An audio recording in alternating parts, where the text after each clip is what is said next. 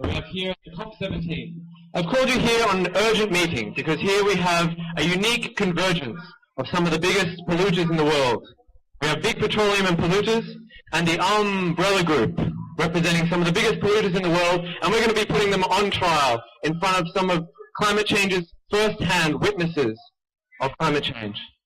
Here we have Simon from the Pacific Islands and Sally from South Africa going to testify against these polluters and show you why climate change villains deserve to be tried and found guilty for abuses of human rights. So, this will not be any ordinary court session. It will be a people's court of the highest order, and for the next 16 and a half and maybe 17 minutes, you will all be involved in an amazing interactive court experience where you, the jury, will decide the fate of our climate villains, although I don't mean to bias you. So, if you're ready to get involved, may I call the first witness? May I call the first witness? May I call the first witness? Yes! Okay. So here we have the first witness from South Africa.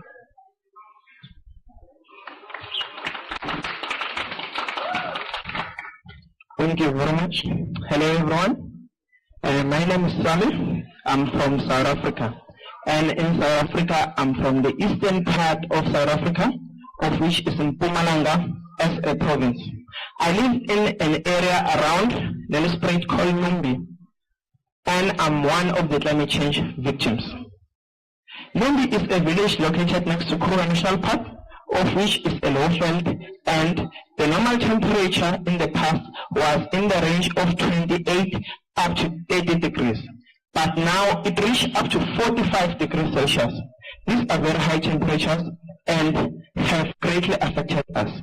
In the past 3 years, we were having the issue of strong winds that was blowing off roofs of many houses. The winds are so strong, they could uproot a tree. I don't talk about the sharks. They are all like a plastic ball.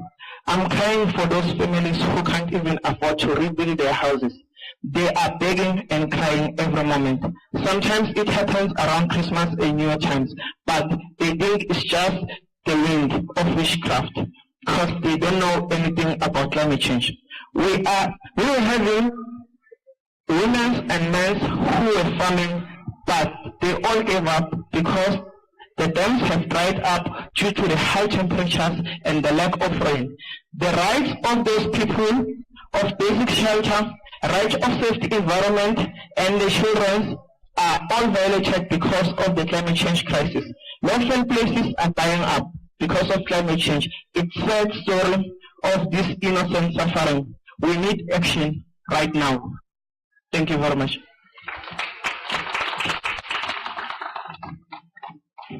Thank you. Now I would like to call the second witness. Representing big petroleum and polluters, can we have a big boo for our second witness? Thank you. Good afternoon. My name is Gundula Schmidbauer.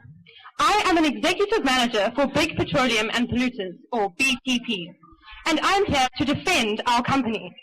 We have been portrayed as evil and greedy coal munchers, or as the judge termed it, carbon scoundrels. And although we are being labelled the villains in this tribunal, I would like to plead victim status to a certain degree. The projects in which we are involved at BPP aim merely to meet the energy needs of the global population. I think we are all aware of the exponential population growth over the past few decades, which has meant that demands for energy supply have increased hugely. We are committed to finding innovative methods of energy production in an attempt to meet these demands, while preserving the environment as well as the rights of the community. We do not believe that we should be apologizing or confessing to any carbon crimes. We are providing people with cheap fossil energy. Unfortunately, here and there a coast is spoiled with oil, but considering the benefits of our practice, these incidences are minor glitches in the greater scheme of things. With regards to our contribution to climate change and global warming, and the claims that these are linked to the extreme weather changes experienced in various places, for example, the strong winds mentioned before in the province of South Africa, we deny any responsibility. According to 3% of scientists, global warming is a myth. Research has shown that these kinds of weather changes occur naturally over time, as we are living in an ever-evolving world. In the past, humans have adapted to these changes sufficiently. We believe that rather than making accusations against companies such as ours, we should be working together to find innovative solutions to cope with the extreme weather conditions we are experiencing. In order to sustain the trends of global development, we need to ensure that energy supply is sufficient, and BPP is committed to providing this energy. Thank you. Next witness. That's my job, actually. So just at this point, I was wondering if we could have any volunteers to hold up the sign. Thank you. I would now like to call our third witness, representing the Umbrella Group.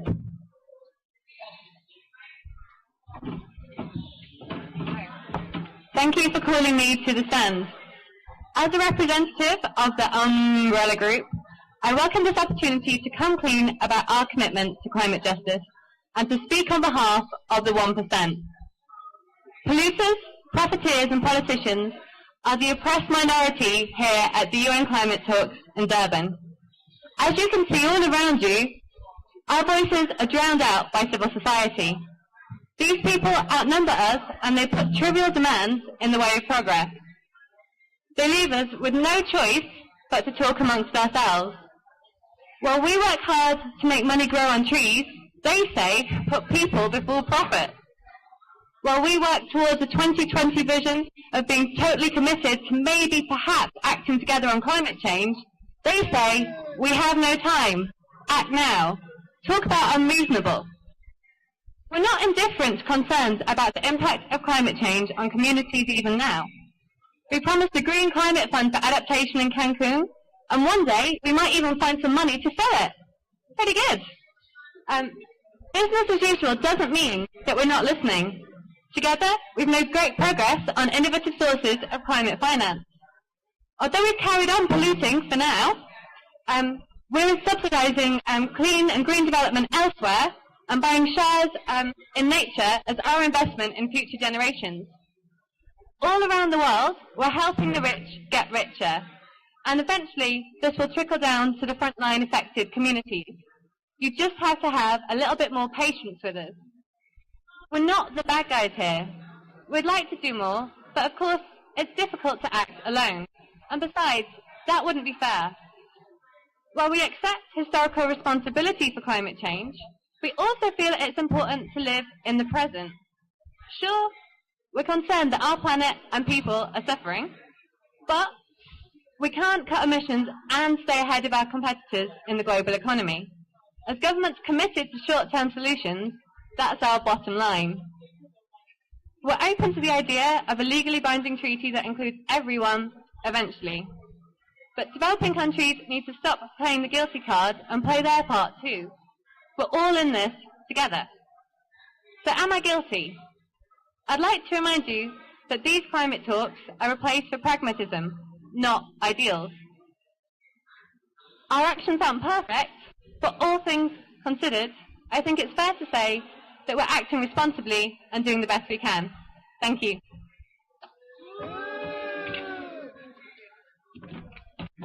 An interesting argument. I'd now like to call our last witness, representing the Pacific Islands, Simon Matafa.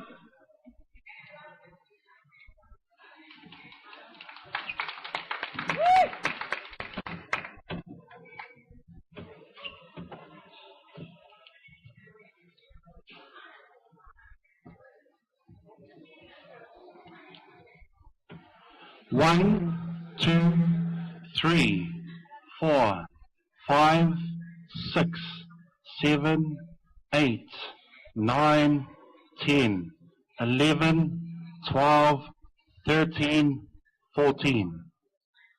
14 people, 14 lives from one family gone.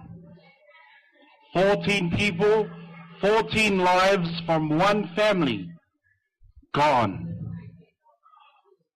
14 people from a village in Lalomanu in Samoa died when a tsunami hit the shores of Samoa in 2009.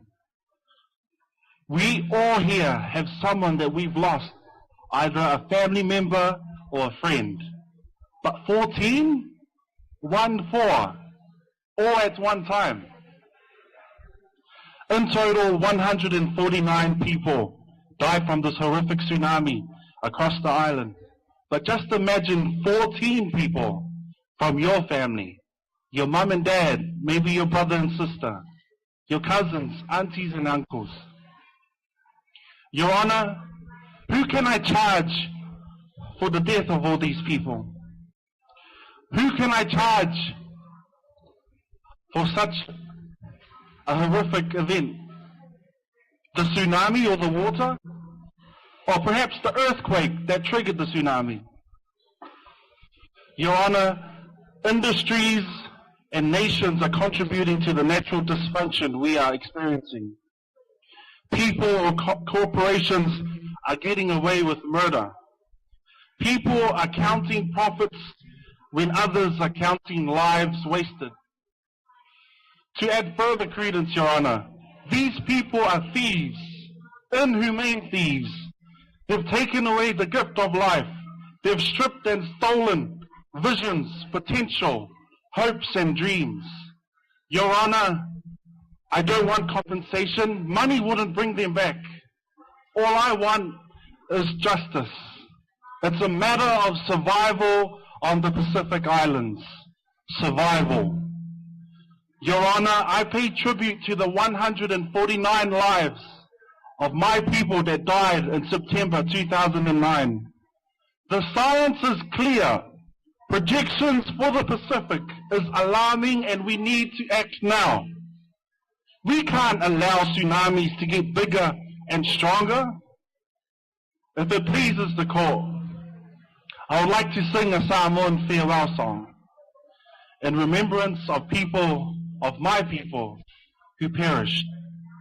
The word tofa in Samoan means goodbye. This song is to remind the court, the jury, that this world and this world, that we too have the right to life. La le le, la le le, la le le le, o la ne. I mo be se puao, ele tu mawai. A ua fa'a talimai, o Yesu o lo matai, ne au na lele, I na ulu fale mai, tofa oe, tofa oe, me se pailo taba,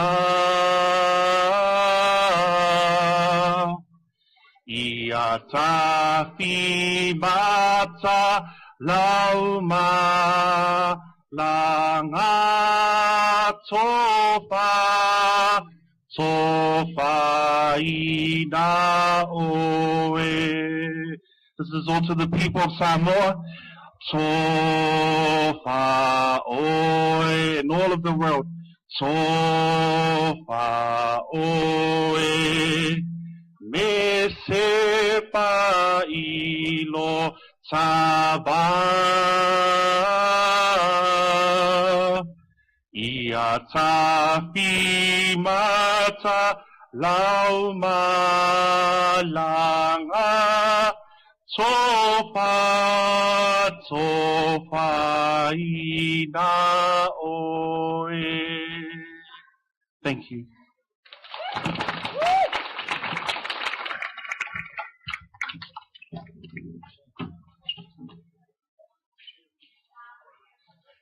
Thank you, Simon. Now, as we have heard all our witnesses and we are coming to the end of the proceedings today, I would like to turn it back into the audience, and they can decide for themselves as members of the jury of the People's Court what they would like to achieve out of this tribunal.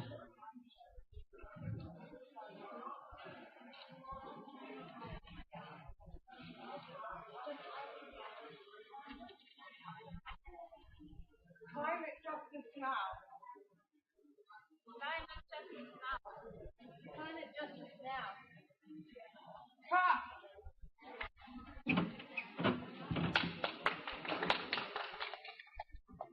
Thank you, first of all, for attending our first International Climate Change Court. But as you've all noticed, this is all pretend. But the witnesses that today spoke, it wasn't pretend. Climate change affects our lives every day. And when we're here wearing our I Love KP t-shirts and running between the ICC and the DEC Centre, what we need to remember is the reason we're here is not to discuss policy, but to actually deliver justice. Justice to these people who are affected by climate change every day. So keep that bit of humanity in you and remember these stories as we reach our last couple of days of COP. And remember why we're here. We're here for these people. Thank you.